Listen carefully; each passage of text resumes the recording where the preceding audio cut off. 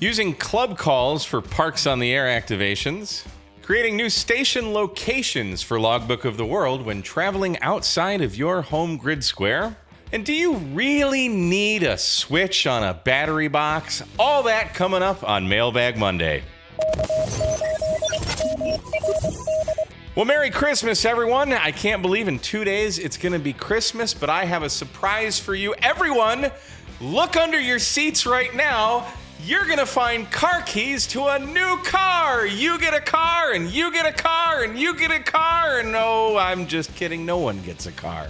You'll get nothing and like it. Ha ha ha. You're a mean one, Mr. Grinch. But anyway, we have 3 fantastic things to talk about. And if you have an amateur radio related question for me, shoot me an email. I would love to hear from you. K8MRD@iCloud.com. This first viewer says, wait, hang on. We're not ready yet. I got a couple things to share first because it is Christmas time. So after I did my POTA activation in the rain video, someone must have felt really sorry for me. And they sent me this awesome Texas bushcraft. This is like a tarp. This is their survival tarp. This thing ain't cheap, man. This is like $90. I don't know who sent it. There was a receipt, like a gift receipt, but it didn't say who sent it. But I am super freaking geeked about this tarp. So it's just a tarp, comes in a little bag. It's 10 foot by 10 foot.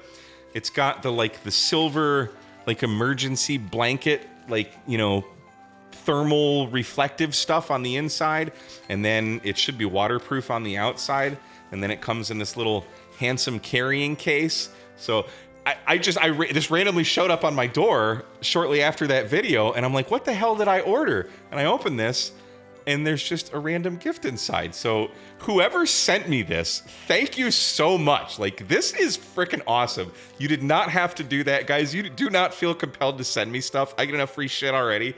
But this is awesome because I'm too much of a cheap ass to buy this. I've seen this before. This is freaking cool. So thank you to whoever sent this. Next, I want to show you something for the kids. So there's an author by the name of Kermit, Kilo Zulu 4 Charlie Delta, who makes these Prepper Pete books. He just sent me these Prepper Pete books. So we've got the 12 Days of Prepper Christmas. He signed each one, so they're worth more now. So that's awesome. These are collector's editions now.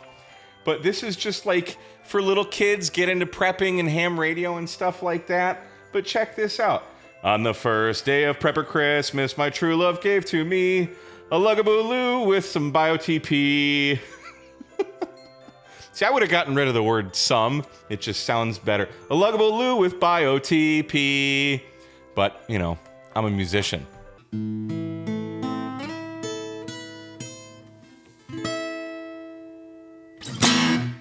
See? Told you so. Name that song. But then check it out. There's Prepper Pete Prepares, an introduction to prepping for kids. And then you've got Gun of a Son, the gun safety book for kids. And these are all just animated little, grab your AR-15.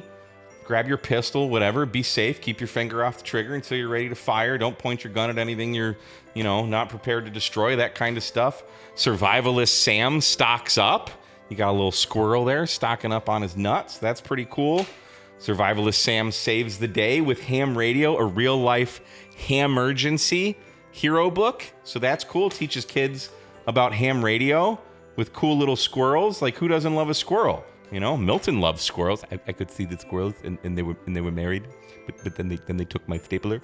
And then we have Radio Rick relays relief. So how cool is that? A ham emergency hero book for kids, relaying relaying traffic and passaging emergency comms. So how cool is that? So Kermit, thank you so much. I have no idea where to get these, but I'm sure if you Google Prepper Pete, Amazon, kind of big bookstore, Google Prepper Pete and go buy all these books for your kids. No clue how much they are, but they're by Camel Press. And there you go. So Merry Christmas. Thanks, Kermit, and thanks whoever sent the bushcraft tarp, because I am freaking excited to use that. Now let's get back to it. This first viewer says, I have a question about POTA, and since you seem to be the aficionado of POTA, I'm coming to you. Well, great. I guess I did ask for this, didn't I? I've been given club call signs when activating a park, and I'm curious if this is a legal hunter call sign, and if so, when? I'm trying to set up a monthly POTA outing for our club to get members interested in POTA, and I'm wondering if we should or could use our club call along with our own calls. What's the proper use of club call sign when doing POTA, and who in the club can use it? Love your videos. Well, I love you. Thank you. So in terms of the first part, you have had hunters hunt you using their club calls. So for example, like I might give K8MRD, and then I would say, all right, hang on, I got a club call to give you, Whiskey Echo 4 Delta X-Ray. So I would give you my call and the club call. So as a hunter, yeah, you can absolutely do that. If you're a member of the club, you can use their call sign. I mean, talk to the members of your club and ask what is allowed. Don't just, do it willy-nilly, ask. I'm also not sure on the license. So for example, if a club is an extra, like the chair people of the club have set up a club call and the club is an extra, I'm not 100% what you should do in that situation. So I would default to, if you're a general but the club call is an extra, if a trustee of the club isn't there to be the control operator, I think that's how this works, definitely stick within your own band plans. But if someone from the club is there who's actually kind of tied to that license, because they're acting as the control operator and they're there with you, you could go into the extra portion as a general. So keep that in mind. But stick to your own license privileges just to be safe. I don't think just being a member of the club grants you higher privileges than your license does if you're out on your own. So to get to the next part, setting up a POTA activation for your club, I think that's a fantastic idea, and you can absolutely do that. Now, when you're doing club activations, the cool thing about that is I would suggest everyone operate using the club's call sign, and when you submit the log, they will also get credit, but there's a catch, and let me show you. I suggest using Hammers as your logging software. So let me show you. So here we're going to open up Hammers. This is the new version of Hammers Pro. I did a video on this. It's really awesome. Jarrett has really been working on this. It now has rig control. You do need FL rig to work with that, but it is so seamless. It's freaking awesome. So I have this log here that I called POTA with a club call. So the cool thing about having rig control now with, especially if there's new people out, when you're changing the VFO, sometimes people might forget to change the frequency. So if you're on 14.300, let's say, but then you're hunting around, pecking and just tuning around the dial and you work someone else, you might have worked them on another frequency, or they might have, and not changed the frequency. So those park to parks and things, your stuff would be off, the wrong frequency, so they wouldn't be confirmed. But the cool thing about Hammers, they have a section right here for club call. So if I were to use my club's call, Whiskey Echo 4 Delta X-Ray, I would put that there and I would put my call right here.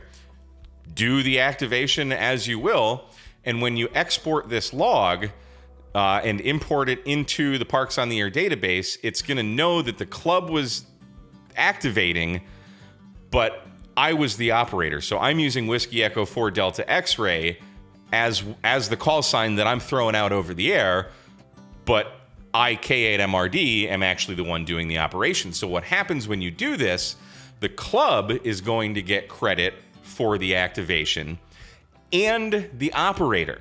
So it's kind of like getting two birds stoned at once. It's really cool. So that's how I would suggest doing your club activation.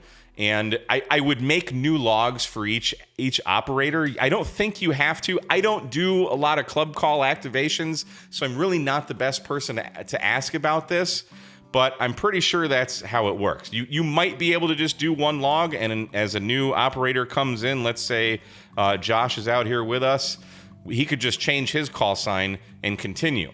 So that is one way you could have. So if you just have a bunch of people and one radio and one computer, you could just leave the club call the same and then just change the operator's call from that's how I understand it. I'm pretty sure that's how it works. Now, another thing to keep in mind, and this is something that kind of the higher ups at the Ham Radio Adventures Club, Whiskey Echo 4 Delta X-Ray, have decided, because there's so many members of that club, and it's kind of a countrywide club.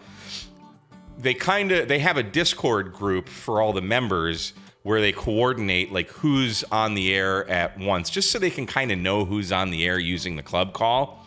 And I think only 1 or 2 people actually have access to the We4DX POTA site in terms of like password and stuff. So anyone who does an activation under the We4DX call sign would send their logs to one of the special people that has the POTA upload log privileges, just so it kind of makes it a little more seamless, so not everybody's just willy-nilly uploading logs.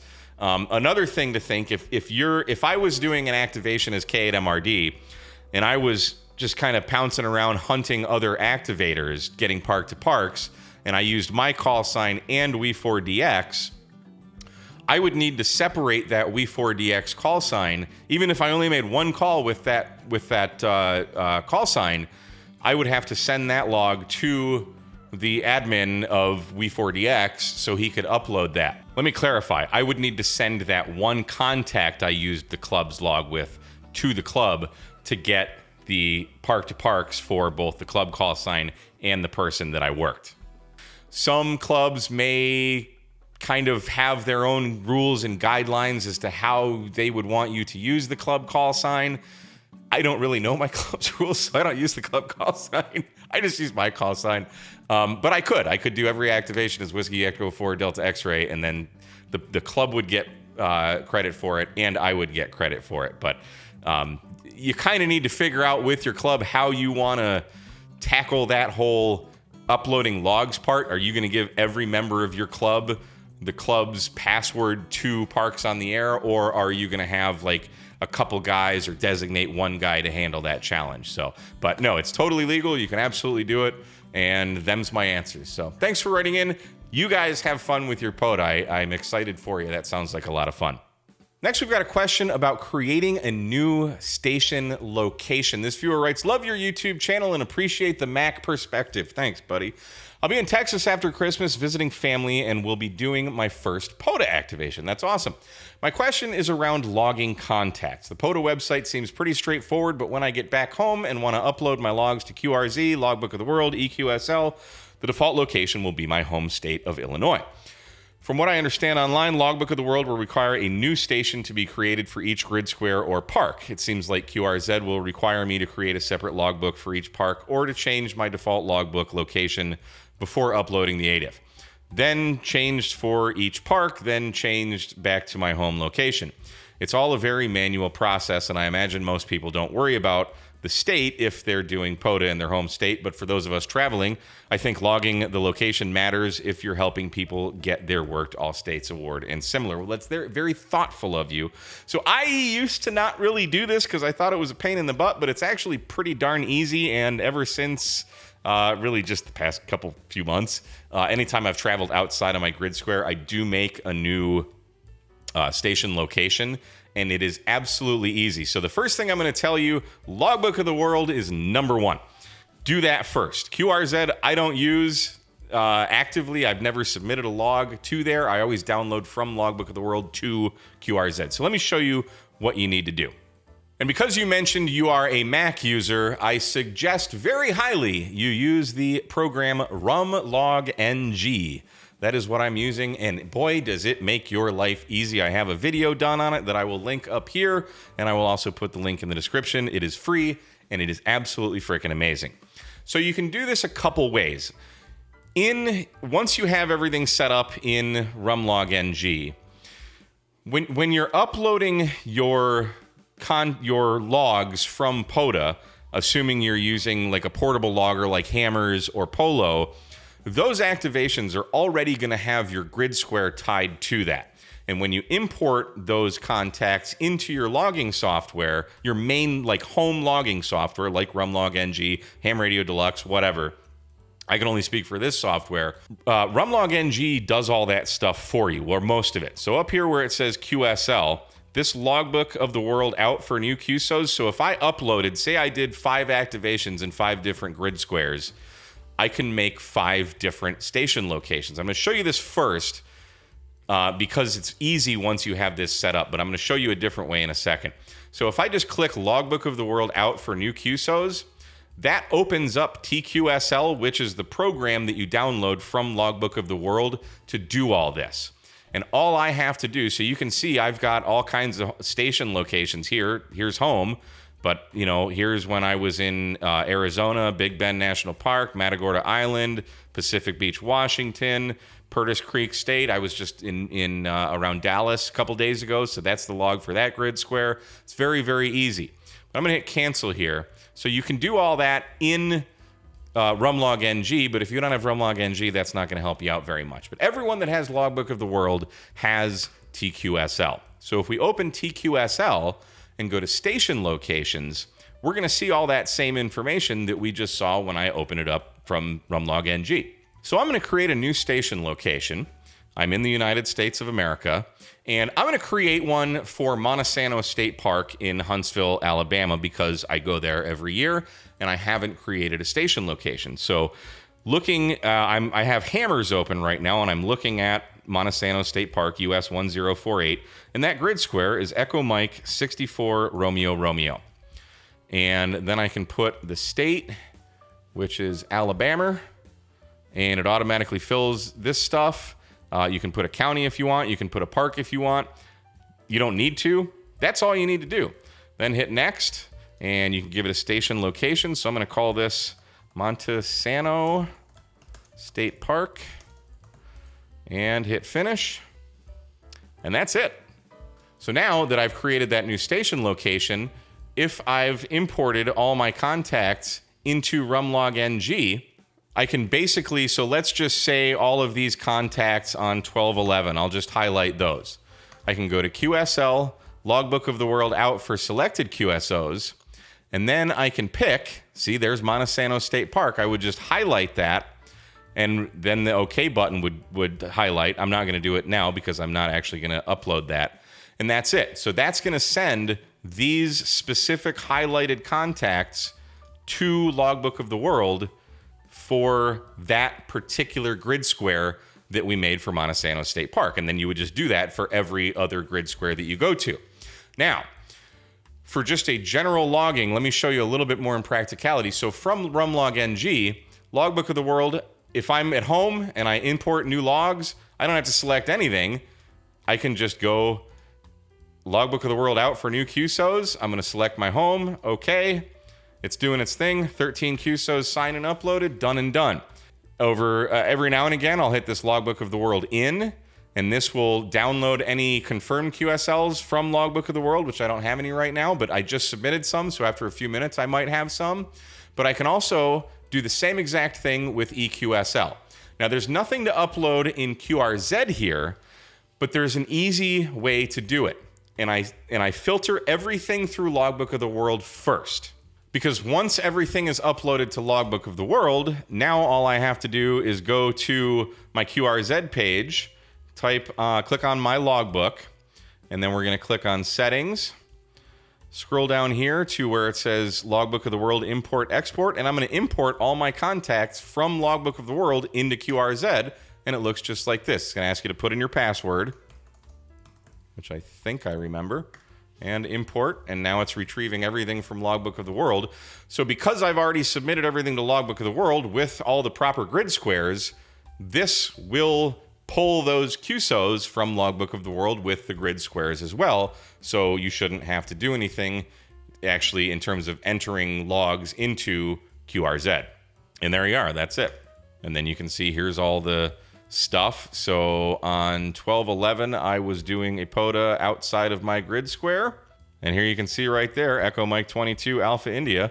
That is not my home grid square. That is where I was in Dallas. So just like that, everything worked. So it's really pretty darn easy. And I was hesitant to do that because I thought TQSL was kind of a pain in the butt, but it's actually really easy. And you could do all of that. I mean, that was all real time. Like, I could have just done all of that in a matter of, if you got 5 different grid squares, you might spend 10 minutes of your time doing all that stuff. So pretty darn easy. So hopefully that helps you out. Good luck on your first POTA activation, and have a Merry Christmas. Lastly, we have a question on one of my favorite topics, and you can see some right behind me there. This guy's asking about battery boxes. He says, I've gotten so much value from your videos. I doubt that, but thank you. I joined your Patreon. You now are one of us. Thank you for the support. I certainly do appreciate it. And if anybody wants to support the channel, you can go to patreon.com/KMRD Radio Stuff.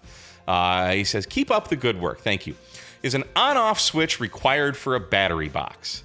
In the last build, you used the breaker, and in order to use it, you had to open the box. I understand it was built with parts you had on hand. Is a switch required? Based on my research, a switch or breaker may not be required. Without one, there will be drain associated with the battery of about 3%. Also, the meter drains, but is negligible. Is it a safety thing? I'm thinking of building without a switch. What are your thoughts? Boy, do I have some. I mean, no, it's not required at all. You connect wires to a battery and away you go. You could be done very easily.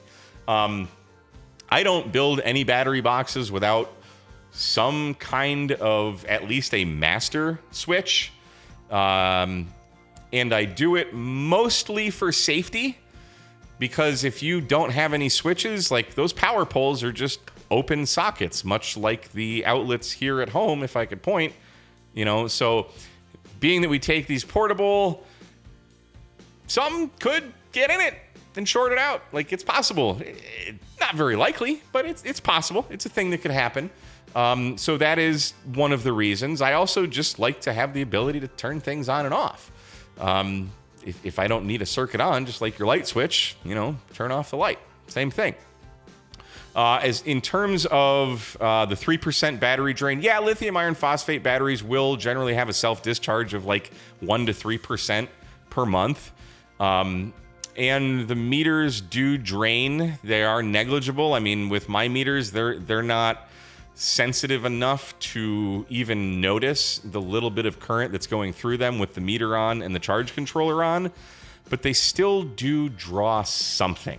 So let's hop over to the bench, and I'll show you a couple of my battery boxes and kind of talk about how and why I built them and the way I did and why I did and all that stuff. And hopefully that will help you make up your mind one way or the other.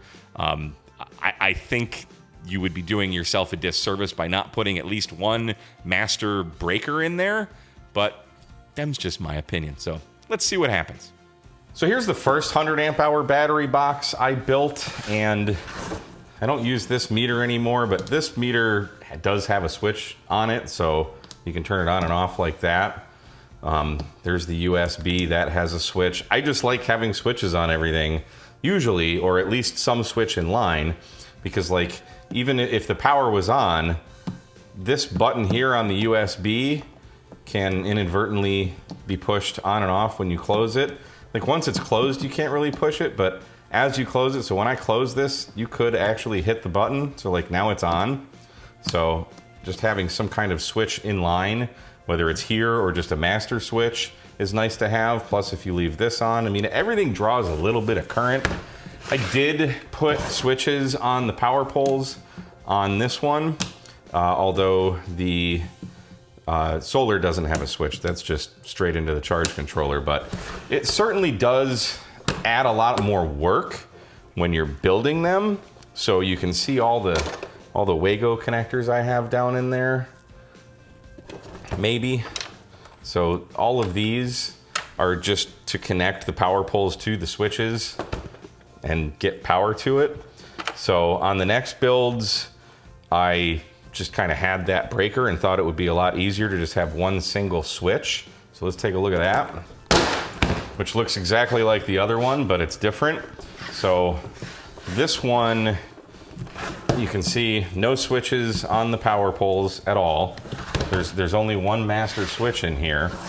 And then we've got our meter, it's turned off right now, and then our USB, and inside You can see this battery is physically smaller, so I was able to add a fuse block for all of the different circuits in here, which I like better. And in terms of wiring, you're gonna do all this stuff anyway. You're gonna put fuses on here. So I like this fuse box because it has a positive and a negative. Some of them don't, and I kind of prefer it this way after building them. But when you're gonna go through all this stuff to build a battery box and to not have some kind of just master shutoff like this breaker. So right now everything's off. All you gotta do, throw that switch, and now everything is on. And in all reality, so let's turn that off. When I go out and I take this box out in the field, everything's off. So there's no potential when I'm driving. You know, a lot of guys drive pickup trucks with all kinds of crap in them, or some people are just filthy people and have all kinds of crap in their car. These are live if you don't have any switch on there. So if anything shorts those out, the amount of current that these lithium iron phosphate batteries can put out is incredible. I mean, think about the battery testing videos that I do. I'm pulling 300 amps out of a lot of these 100 amp hour mini batteries, which you could pull out of one of these power poles for a second until, you know, the wire gets hot and catches on fire or something. So just as a fail-safe, it's good to have a breaker in line. So anyway, watch. We're at the park. We set the battery box down. I need to turn it on. I open it up. I flip the switch. I close it. Everything is done. What did that take? A second and a half for that little bit of protection. And in terms of wiring, you got the positive wire going from the fuse breaker into, or excuse me, the fuse box into the breaker and then to the battery. Like, it's 2 wires. And this thing, these are so cheap too. These are, I don't know, 12 bucks maybe. Sometimes you can get 2 for 20, 25 bucks, something like that. They're stupid cheap, and to just have a breaker like that to cut everything off from a safety standpoint is wonderful. But from a current draw standpoint, this is the Genasun charge controller here. This would always be on, as would the meter, this guy here, okay? Now this screen does dim. I programmed it for like after 2 minutes it goes dim. And I put my meter on it, my watt meter, my multimeter, and just this meter alone, when it's in full brightness, pulls about 30 milliamps. When it's off, or when the screen's dimmed, it's actually, if you come in, it's pitch black, you can still see the screen is on, pulls about 15 milliamps. So not a lot, but something. And then I also did that same test for the Genasun, because there's a little light down there that just constantly beeps every couple seconds. I don't know if you can see it, but trust me, it's there. And I put my multimeter on that, testing the current draw, and solid 0.82 milliamps, so not much, but notice how it's fluctuating. So they do draw some bit of power, so why not save that power just by pushing that button, and now everything is off. And also an unsolicited pro tip, if you're gonna make a battery box like this foam right here, pull that out, get a little baggie, throw your fuses in there, and it just lives right back there. And lastly, the main reason I would encourage you to put, if nothing else, just one of these breakers in there, or just a master switch that's capable of handling the total amount of current that you perceive you would pull out of your battery box, is storage. So I just counted today. I didn't know how many battery boxes I have, but I have 8 different battery boxes that I put through a rotation.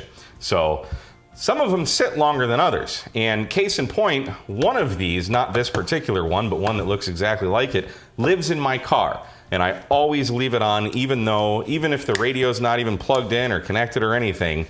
And I was up in Dallas earlier this week, or last week rather, and my battery percentage, the meter, showed 100% when we started, just like this does, okay?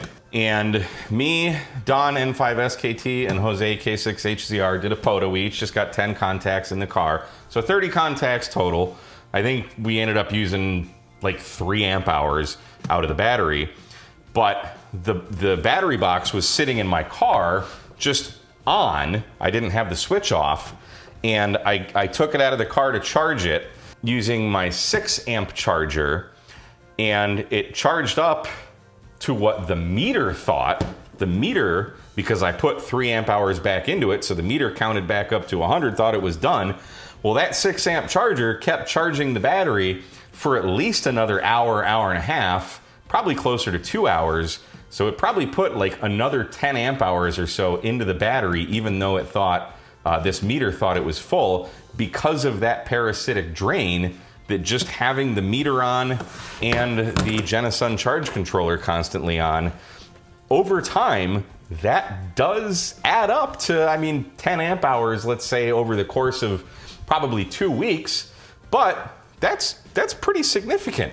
And the meter, if I were just going by the meter, it thought it was full, when in reality it was not. And you can't really go by voltage with lithium iron phosphate batteries, so for an accuracy kind of thing, it's good to turn the whole circuit off, the whole system off. So, and then again, long-term storage, if you're just storing it in your house, all that stuff is going to sit on, and you're going to have that parasitic draw, and it does add up over time. So how's that for a real long, drawn-out answer to that question? But hopefully that taught you something, and hopefully you will successfully build your battery box and not have any problems.